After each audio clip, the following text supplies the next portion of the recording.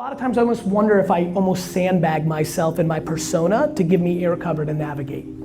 I've loved that corporate America and Madison Avenue have put me on the side of like, that's that Twitter kid, like he's just a loud man, like that's given me the air cover to become dangerous. So I'm willing, this is betting on your strengths. Because I'm willing to take criticism and I don't need, the chief creative officer of Ogilvy to think I'm cool. Like I'm able to navigate through the short-term sin. My whole life has been, you're an idiot, you're wrong, you're ridiculous, you're a genius. Like that's what's so great about business.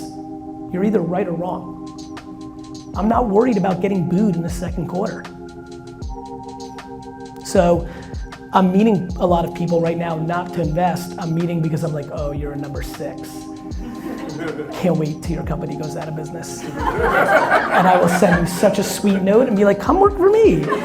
And what's cool about 6, one thing I don't know yet, because we're gonna have to go through this cycle, but a hypothesis I have is a lot of these number 6s are gonna be unbelievably empathetic to their CEOs and number 1s because they just went through the carnage of getting blown out, which a lot of you didn't have the benefit of because that's not what business school or your MBA or college teaches. So I'm curious, that's gonna be really interesting to watch what the cliche 31-year-old, she ran her business for 6 years, she got blown out because everything was overvalued, but she learned a ton of skills, right? She truly, if she was 20 years older, would have been a Goldman Sachs dynamo, and now she's coming in, but she has a lot of experience, different experience, but she has empathy. Because that's what leaders struggle with, the loneliness. Like it seems super cool. If you want to know why I'm putting out so much entrepreneurship content around fake entrepreneurship, it's to limit the suicides that happen in the inevitable outcome of what's about to happen.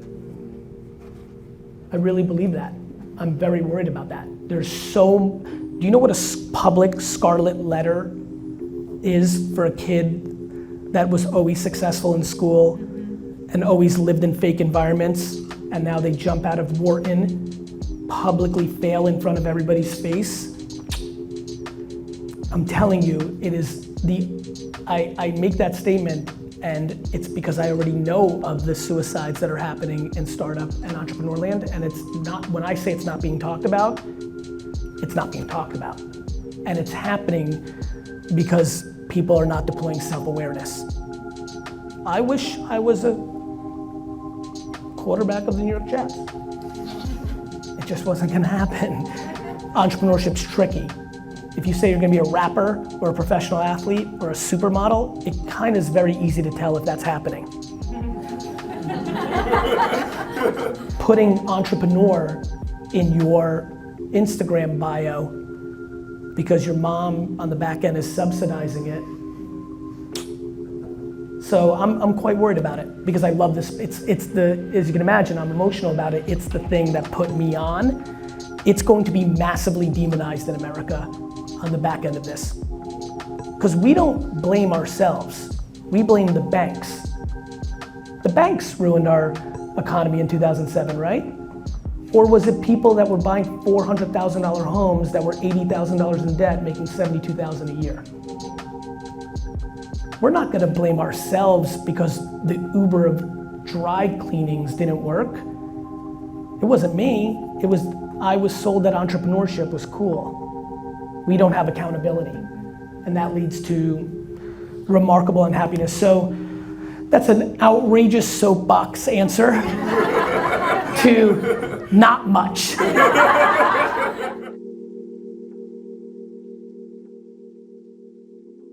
So this machine that is stupid now gets really smart because we'll go from 280 to 590 in revenue in 24 months. It'll be profitable revenue because the world will melt and I'll be able to hire all the people from other agencies for 25 cents on the dollar. At the same time, a bunch of companies are gonna be over leveraged and are gonna go out of business, and I'm gonna be able to buy those businesses with the cash flow of the 590 at higher revenue. Then the economy's gonna turn back in 12 years and I'll be able to sell those businesses at the frothy end and buy the jets. Super Bowls. You see what I'm doing? I'm playing the reverse game. So everybody thinks it's stupid now because they don't understand it's overvalued, then it's gonna seem very smart. And then I'm able to show this video and be like, it wasn't an accident, which will only compound the smarts of it. And I'll be 62 and have 40 years to play, all on the equity of like pulling off $1 billion thing on smarts, not luck. On humility of eating shit for a decade in my prime, right?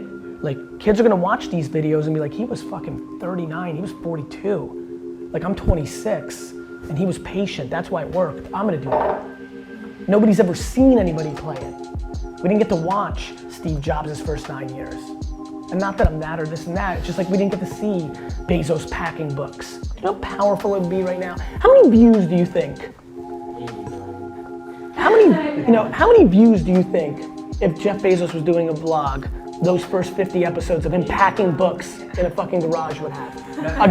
80 million? Maybe 14 billion? Right? Everybody would watch it. I mean everybody. Yeah. So, how'd you like to watch Michael Jordan's first 3 off seasons and the work he put in? So, there's a lot of thought that goes into what I do that I don't speak about or I show glimpses of and things like this. My team talks a lot about like me not talking about being smart. As you guys know, like none of my content is predicated on being smart. That's just gonna speak for itself when it's all said and done. I don't need people to think I'm smart. BMW on money you don't have because you wanna look good amongst your peer set that you've made it and you haven't, you will lose. You will lose. Especially during this era right now where the market is good. If you're not winning right now, you really fucking suck. It's the truth. Because this is not fucking, 2001, this is not 2008. You know how many less people buy water filtration systems when the fucking market collapses? Less people. You know how many less people buy fucking cases of $4,000 wine like today is happening at Wine Library when the market collapses? Less people. You know how many less people are buying fucking homes? A lot less people. Real life. And like, what's so fun for me is this is 100%. I will not live the rest of my life in a bullish market and growth. So like recalling, like I can't wait to air this content the day the whole fucking world melts. And it's gonna be like, I told you so. And I hope you did something about it. Because now it gets really weird. I heard you make that comment about student loan debt. I'm gonna be so right about that. Oh, yeah. I'm gonna be so historically right about that. They're lending money to kids in huge debt. There's nothing else to say. There's nothing else to say. The banks are doing it again. This time it's not bullshit mortgage, things you guys understand better. I still don't fully, I understand packaging up horse shit and not having a true recognition, a true system. They're like, you guys probably in the younger set, you guys know, you have friends or acquaintances who are 180,000 in debt on 9% interest, are making 47,000 a year and are buying expensive shit or have a new apartment. God, do I want the world to melt. You know why? People are confused. Everybody thinks I want the world to melt because I do a bad job communicating, because I like keeping a lot of shit in, that I'm gonna take advantage of it. I want the world to melt because people are gonna be happier. That's really interesting. Tom, people are in fake environments. No, listen, this is why Tom's smart, man. He gets it. He gets it right away. I'm serious. People are gonna be happier because everybody's living a fake life right now and keeping up with the Joneses. And when everything melts, everybody gets back to the right. Not paying the piper in 2009 in America for the economic melting and going through 7 years of a recession and us propping up fucked our culture in a way that nobody talks about.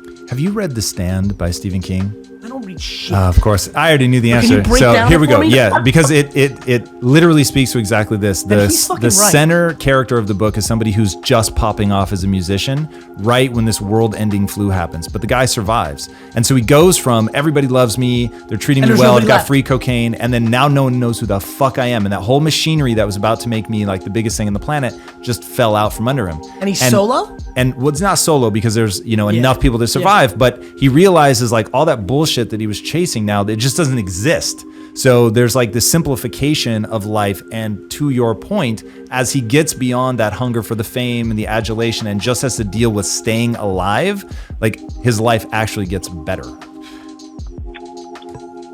I love this shit so far. God, can I not wait for the economic meltdown because it's the beginning of happiness at a bigger scale.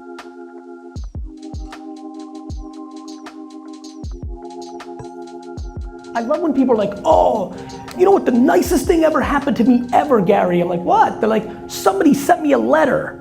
And then like, I'm like, okay. And then like 4 hours later, like texting so impersonal. I'm like, wow, you've literally put the medium on a pedestal, not what was in it. We live in a world right now where we're demonizing technology for no other reason than that you're getting old.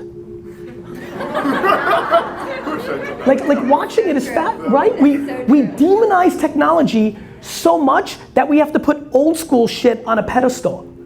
Can somebody logically explain to me like why writing a letter is so this, because they took the extra time? Like I get it, but like what about the extra time they wrote in that massive email where they tried to articulate? Like it's just like, it's fascinating to watch people's ability to demonize the current and put the past on a pedestal. It is what people do. I will not do that. I will be 96 years old and I will be super fired up about the current and I'll be like, you're gonna do it, youngster, do it. You know, like, I'm not gonna be like, back when we did fucking Instagram, you know, that is not gonna happen. Because it's already not happened, it's my DNA. I built Wine Library on the back of email and SEO and banner ads and direct mail. Anybody here live in Jersey for the last 10 years? 10 years? Great, some of you might even see billboards with me, like it was, like, that's what the good deal was at the time. I can't wait, actually. Actually, the real exciting part of my career is upon me. I've exploded during the social media era. When I shit on social media in a decade, that's gonna be a very big kind of like decade for me, because then I'll be able to put the flag in the ground, because people didn't live, I wasn't public when I was obsessed with email or SEO or that stuff. So I'm really looking forward to that, because then people realize my religion is the attention and the properly priced attention, and then the message that's contextual to that platform. Like, can we please stop putting television commercials on YouTube? We have to make content that's contextual to the medium. Go watch this is back to history, this is where this shows its face. Go watch the first 100 television commercials ever produced in America. They're radio ads. They're a picture and somebody's reading in radio voice.